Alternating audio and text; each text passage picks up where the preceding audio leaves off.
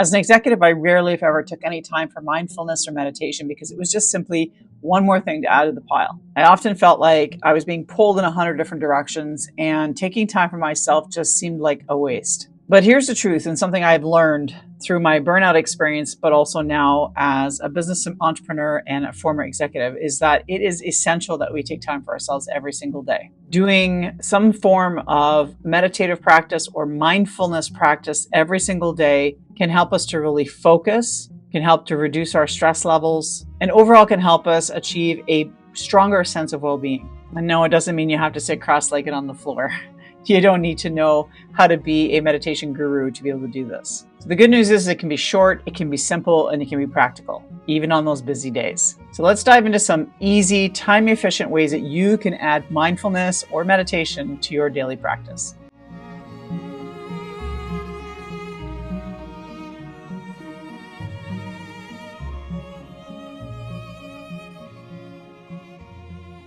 Let's take a minute to understand why meditation or mindfulness matters for executives or for leaders. Well, first off, let's get real about the fact that most leaders and executives in this day and age are under a tremendous amount of stress every single day. We're expected to do more with less. We're expected to work longer and longer hours. We are expected to answer our phones or text back the senior leadership no matter what time of day it is. At least that's how it feels. So just taking a few minutes every single day to slow things down and breathe through some of the anxiety and the stress is going to be key to you being able to manage those high pressure situations. Being mindful and adding some form of meditative practice to our day can also help us to achieve a sharper focus. It's like a workout for your brain of sorts.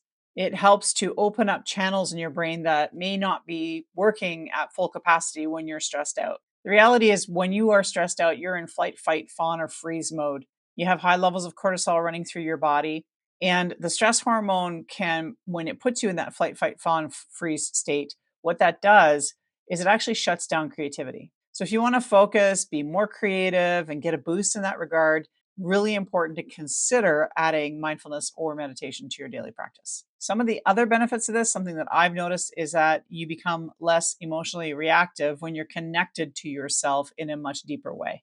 It also helps you to sort of tap into that emotional intelligence that we all have innately within ourselves, but that stress tends to shut down. Some of the myths around meditation are really important. We want to dispel those myths. Myth number one is that it takes a ton of time. The reality is you don't need an hour to do this. 5-10 minutes maybe is really all you need. In fact, if you don't even have that, doing some form of mindfulness for a minute or two between calls or between meetings, if that's all you can muster, then do that. The key here is consistency, not duration. It's about adding it in consistently into your day. The other myth is that somehow you have to have this empty mind, that meditation is about quieting the mind, when in fact, meditation and mindfulness is about focus, not quiet, because you're always going to have thoughts. You're always going to have thoughts going through your brain. You cannot shut down the 60 to 90,000 thoughts you have in a day. Meditation is really about being aware of our thoughts and what's coming up for us in that moment. It's about driving awareness, because without awareness, you can't make any shifts. The other myth is that it needs a special setting, that you need to have some sort of yoga room or some sort of mat or a special chair. You don't need any of that. You can meditate at your desk. You can start with mindfulness where you are. It can be in your car as long as you're parked, or you can meditate while on a walk. Walking meditations are really a thing. And you can either go to YouTube or go to apps like Calm to find walking meditations and get a guided meditative practice while you're walking. The important thing here is about starting and not feeding into the myth or letting the myth be your excuse for not trying to connect with yourself in a deeper, more reflective manner. So now that we've cleared away some of the myths, let's talk about how you can do this. Mindful breathing is one way you can do this. It takes between 2 to 5 minutes. You're going to sit comfortably, close your eyes at your desk or wherever you're seated.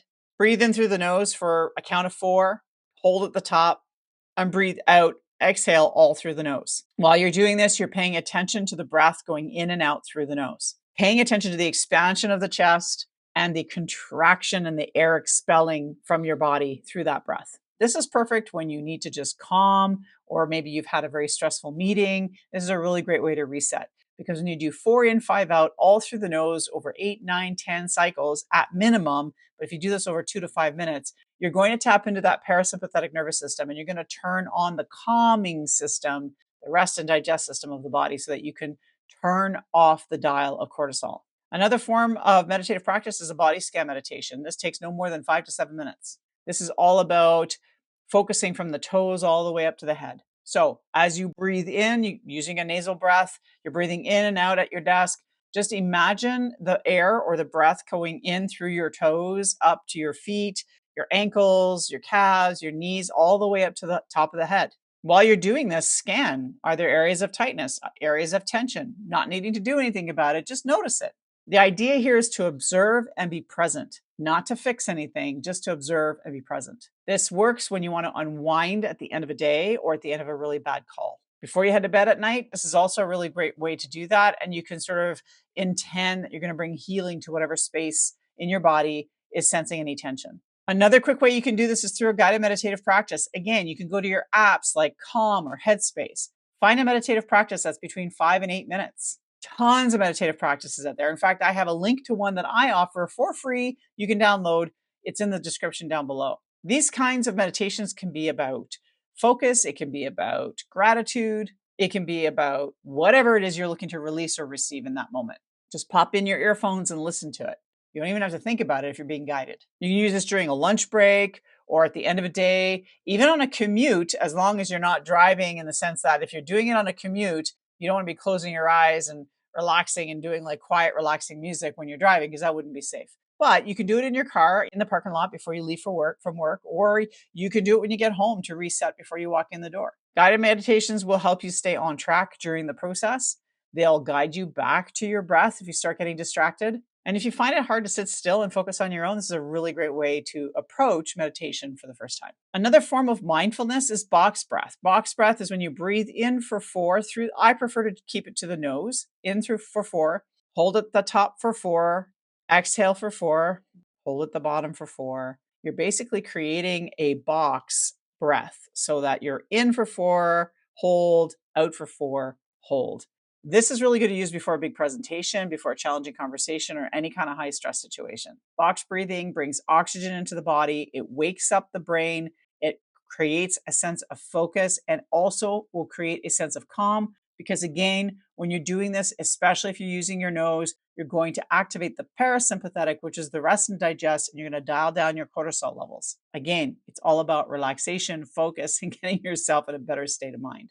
That particular type of breath work can also decrease your heart rate. So if you have a history of heart issues, i.e. you have a history of low blood pressure or low heart rate, you might want to be careful with box breathing, because it can actually, my husband actually did this and passed out. So just be careful with that. But start with 4, a count of 4. Don't go more than 5 or 6. This is what my recommendation would be. A walking meditation I mentioned earlier is a way you can do this as well. I would say 8 to 15 minutes is all you would need for this. And it's really a short walk. The focus is on the sensation of the walking. You're feeling the ground under your feet, all of that. Another form of meditation that you can take on is called the gratitude meditation. This can take anywhere from 3 to 5 minutes. My recommendation is to do it first thing in the morning. You plant your feet on the ground from your bed before you go to the washroom. Take a minute or two to take some nice cleansing breaths and just think of 3 to 5 things that you are most grateful for in that moment. Focus on not just what they are, but how they make you feel. Really focusing on the feelings, not so much the thoughts. These can be work related, they can be personal, they can be big, they can be small. It doesn't matter. What are you most grateful for? I like to use this in the mornings when I first get up. It's usually a standard. I'm grateful to be alive. I'm grateful that I'm not in a lot of pain this morning, because sometimes I have some chronic pain issues with other parts of my body, and I'll wake up and go, hey, I'm not in a lot of pain this morning. I'm grateful for that. I'm grateful for my husband. I'm grateful for my kids. I'm grateful for whatever it is that I'm grateful for in that moment. At the end of the day, this is a really good thing to actually do as well, because you go to bed with that gratitude mindset. It actually is really good to set you up for your bedtime routine. And essentially what you can do is just positively look at your day and say, what am I most grateful for today? What is the 1 or the 3 things I'm most grateful for today? Another thing you can do is the 1-minute pause. This literally takes 1 minute. So if you're feeling overwhelmed, what I want you to do is close your eyes, take a nice cleansing breath, let your thoughts settle. You're not trying to force anything. You're just going to keep breathing and just do that over the course of a minute. This is whenever you're feeling overwhelmed or stuck by anything. And all I want you to do is focus on the breath. That's it. Nothing else. It's a quick mental reset, can help you regain focus and really focusing on the body as opposed to the problems that are facing you at that moment in time. When you're doing that, you're also oxygenating your body and your brain. So you're bringing focus and the ability to think clearly through things. When you breathe through your nose and activate the parasympathetic, you're then moving into more creative space. So if you're really feeling challenged or stuck, you don't know what the next step is because you're in flight, fight, fawn, freeze. Your brain is no longer able to be creative. So when you take nice cleansing breaths in through the nose and out, what happens is when you reset your neurological system, it shifts the narrative in the brain and you can start being creative and start thinking about problem solving as opposed to focusing on the problems. You can start thinking and looking at what might be able to move you beyond the situation that you're in. So you're thinking, okay, how am I supposed to fit any of this in? The truth is you can do this without it feeling like a massive chore. So you can link it to an existing habit.